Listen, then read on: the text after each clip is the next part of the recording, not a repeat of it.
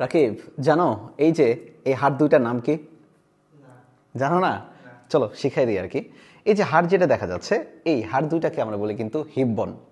আর heap বোনের সংখ্যা হচ্ছে মূলত দুইটি, এবং আমার হাতে যে তোমরা দুইটা বোন দেখতে পাচ্ছ, এই দুইটা বনসই হচ্ছে মূলত হিপ বোন। আর প্রত্যেকটা হিপ বোনের মূলত অংশ থাকে তিনটি করে, এবং সেই তিনটে অংশকে কি কি বলা হচ্ছে দেখো। এই যে পাখার মতো যে অংশটা বা ডানার মতো যে অংশটা, এটাকে বলা হচ্ছে কিন্তু ইলিয়াম। আমি হাতটা এই যে এখানে ধরে রয়েছি একে বলা হচ্ছে ইস্টিয়াম, এবং এই যে অংশটা, এই অংশটাকে বলা হচ্ছে পিউবিস। এবং আমাদের এখানে একটা গুরুত্বপূর্ণ জিনিস আমরা দেখতে পাচ্ছি। আমি যদি দুইটা হিব্বনকে যুক্ত করি, দুইটা হিব্বনকে যুক্ত করলে তোমরা দেখতে পাচ্ছ এই যে মাঝখানে একটা ছিদ্র দেখা যাচ্ছে, এইদিকে একটা ছিদ্র, এইদিকে একটা ছিদ্র। এই যে এই ছিদ্রটাকে বলা হচ্ছে কিন্তু অবটুরেটর ফোরামেন। ফোরামেন মানে হচ্ছে ছিদ্র। ওকে।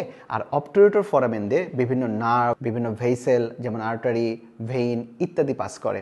আর আমরা জানি আমাদের দেহের সবচেয়ে বড় হাড়, সবচেয়ে বড় হাড়ের নাম কি বলতো? সবচেয়ে বড় হাড়ের নাম কিন্তু ফিমার। আর এই ফিমারটা কোথায় যুক্ত হয়? এই ফিমারটা মূলত যুক্ত হয় আমাদের হিপ বনের। কোথায় বলতো? হিপ বনের এই যে এই গহ্বরে। গহ্বরের নামটাই কি মূলত? অ্যাসেটাবুলাম।